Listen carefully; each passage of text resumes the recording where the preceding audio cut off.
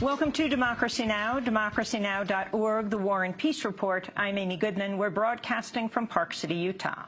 Former Soviet leader Mikhail Gorbachev is warning the confrontation in Ukraine could turn into an all-out war between Russia and the West. Gorbachev accused the West of dragging Russia into a new Cold War. He said, quote, "I can no longer say that this Cold War will not lead to a hot war. I fear they could risk it." More than 5,000 people have been killed in fighting between Ukrainian forces and pro-Russian separatists since last year's coup in Kiev. On Wednesday, U.S. Treasury Secretary Jack Lew traveled to Kiev to give Ukraine a $2 billion loan guarantee while criticizing what he called Russian aggression. Ukrainian Prime Minister Arseniy Yatsenyuk met with Lew and thanked the U.S. for its support. We are together. We are defending the free world, and we are defending freedoms and liberties of every human being in Ukraine and in the entire world. So this is the right way to do, and I would like to reiterate once again that the United States is one of the strongest allies of Ukraine. 2 Israeli soldiers and a Spanish United Nations peacekeeper were killed on Wednesday in an exchange of fire between Hezbollah and Israel in one of the most violent clashes between the two sides since the 2006 war. The soldiers were killed when Hezbollah fired 5 missiles at a convoy of Israeli military vehicles in the occupied Shebaa Farms. The UN peacekeeper died in Lebanon when Israel responded with airstrikes and artillery fire. Israeli Prime Minister Benjamin Netanyahu spoke on Israeli television after meeting with security chiefs. Whoever is behind today's attack will pay the full price. For some time, Iran, via Hezbollah, has been trying to establish an additional terrorist front against us from the Golan Heights. We are taking strong and responsible actions against this attempt. The Lebanese government and the Assad regime share responsibility for the consequences of the attacks emanating from their territories against the State of Israel. At the United Nations, Chilean Ambassador Christian Barros, who is serving as president of the UN Security Council, condemned the killing of a UN peacekeeper. The members of the Security Council condemned in the strongest terms the death of a UNIFIL Spanish peacekeeper, which occurred in the context of fire exchange along the Blue Line. The members of the Security Council expressed their deepest sympathy to the family of the fallen peacekeeper and to the government of Spain. Wednesday's attack by Hezbollah on Israel took place in the occupied Shebaa Farms, a disputed tract of land occupied by Israel but claimed by both Lebanon and Syria. In Washington, State Department spokesperson Jen Psaki was asked by the Associated Press's Matt Lee about the U.S. stance on the land.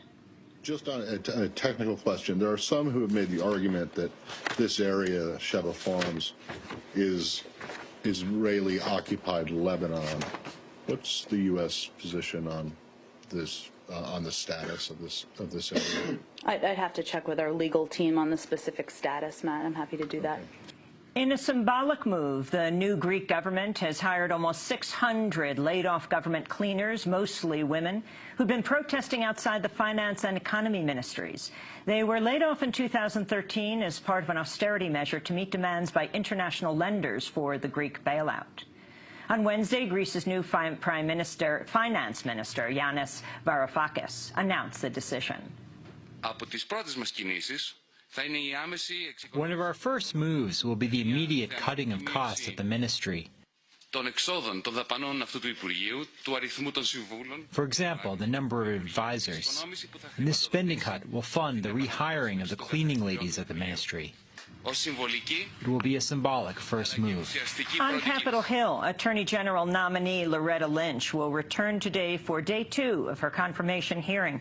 It confirmed Lynch will become the first African-American woman to serve as Attorney General of the United States. During Wednesday's hearing, Lynch described the National Security Agency's spying programs as, quote, constitutional and effective. Recent events, however, have underscored the importance of this as an issue in the war on terror. And so I would hope that we could move forward with any proposed changes to FISA with a full and complete understanding of the risks that we are still facing. And if any changes need to be made, again, after full and fair consideration with this committee, with the Intelligence Committee, and the discussions that we need to have, making sure that we can still provide law enforcement with the tools that they need. Senator Patrick Leahy of Vermont questioned Lynch about torture. Do you agree that waterboarding is torture and that it's illegal? Waterboarding is torture, Senator. And thus illegal. And thus illegal. Republican senators repeatedly questioned Loretta Lynch about her views on immigration. This is Republican Senator Jeff Sessions of Alabama. In the workplace of America today, when we have a high number of unemployed, we've had declining wages for many years. We have the lowest percentage of Americans working. Who has more right to a job in this country? A lawful immigrant who's here, a green card holder, or a citizen, or a person who entered the country unlawfully? Well, Senator, I believe that the right and the obligation to work is one that's shared by everyone in this country, regardless of how they came here. And certainly if someone is here, regardless of status, I would prefer that they be participating in the workplace than not participating in the workplace. During her confirmation hearing, Attorney General nominee Loretta Lynch also revealed she was against the legalization of marijuana and for the death penalty. In other death penalty news, the U.S. Supreme Court has stayed the execution of 3 Oklahoma death row prisoners until the court hears a challenge to the state's lethal injection formula. One of the prisoners, Richard Glossop, had been scheduled to die tonight. A new academic study has concluded foreign governments are 100 times more likely to intervene in civil wars if the troubled state is an oil-rich nation. Petros Sakouras of the University of Portsmouth said his research shows, quote, clear evidence that countries with potential for oil production are more likely to be targeted by foreign intervention if civil wars erupt. In related news, Royal Dutch Shell has signed an $11 billion deal with Iraq to build a massive oil plant in Basra. The CBC and The Intercept have revealed Canada's leading surveillance agency is monitoring millions of Internet users' file downloads in a secret program codenamed Levitation. The secret operation taps into Internet cables and analyzes records of up to 15 million downloads daily from popular websites commonly used to share videos, photographs, music, and other files. The report's based on documented but provided by National Security Agency whistleblower Edward Snowden. A new report has found more than 16 million children in the United States live in families that receive food stamps. The figure has almost doubled since 2007, before the economic crisis began. According to the Southern Education Foundation, more than half the children attending public school now qualify for federal programs for free or reduced price lunches. It's the highest percentage in at least 50 years. At a summit of Latin American leaders in Costa Rica, Cuban President Raul Castro called on President Obama to use executive powers to ease the decades-long embargo against Cuba. President Barack Obama could use his wide-ranging executive authority to modify substantially the application of the blockade. It's in his hands to do this without a decision from Congress. President Raul Castro also said Cuba will not be able to normalize relations with the United States until Washington returns the land being used for the Guantanamo prison and naval base. In other news from Latin America, 2 former Chilean intelligence officials have been sentenced in the murders of Charles Horman and Frank Tarugi, 2 U.S. citizens who were killed shortly after the 1973 coup led by General Augusto Pinochet.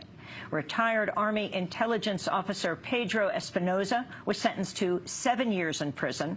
Rafael Gonzalez, who worked for Chilean Air Force intelligence, was sentenced to 2 years of police supervision. The Horman case inspired the 1982 Costa Gavras film Missing.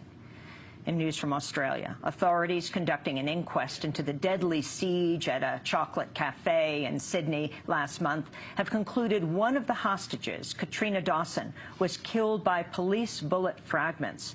Jeremy Gormley of the New South Wales State Coroner described the findings.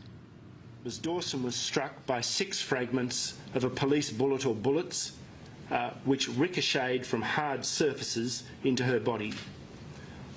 I'll not detail the damage done to Ms. Dawson other than to say that one fragment struck a major blood vessel. She lost consciousness quickly and died shortly afterwards. In St. Louis, a brawl broke out at a public meeting last night as local residents gathered to discuss a plan to set up a board to review complaints against the police. The proposal was drawn up after 18-year-old Michael Brown was fatally shot by a police officer in nearby Ferguson, Missouri last August. People angry at what they say is mistreatment at the hands of police began shouting and scuffling when a member of the police officers union began speaking out against the proposal. Who wants to be the next Darren Wilson, hung in effigy in the town square because of defending his life? But what citizens want, especially in the wake of what we've seen in St. Louis in the last few months, is a new level of accountability. In other police news, charges are being dismissed against a Detroit police officer who fatally shot Ayanna Stanley Jones, a 7-year-old girl, during a botched 2010 raid at her home. Ayanna was shot while she was sleeping on the couch with her grandmother. The officer, Joseph Weekly, was originally charged with involuntary manslaughter and careless discharge of a firearm causing death. Weekly was tried twice in court.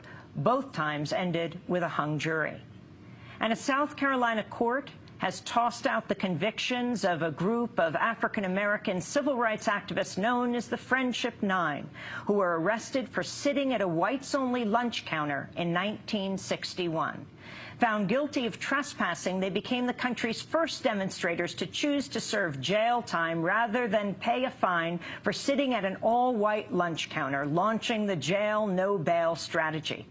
Clarence Graham was one of the 9 who took part in the action. In 1961, when we were downtown, it wasn't for any glory. We were not looking for any hero worship. We were simply 10 students who was tired of the status quo, tired of being treated like second-class citizens, tired of being spat on, kicked, called the N-word, drinking out of colored water fountain. We got tired of that. On Wednesday, Judge John Hayes announced the decision to clear the Friendship Nine. Hayes is the nephew of the judge who handed down the original sentence.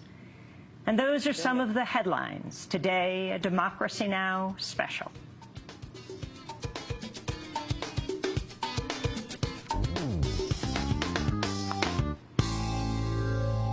This is Democracy Now!, democracynow.org, the War and Peace Report. I'm Amy Goodman. We're broadcasting from the Sundance Film Festival in its 31st year.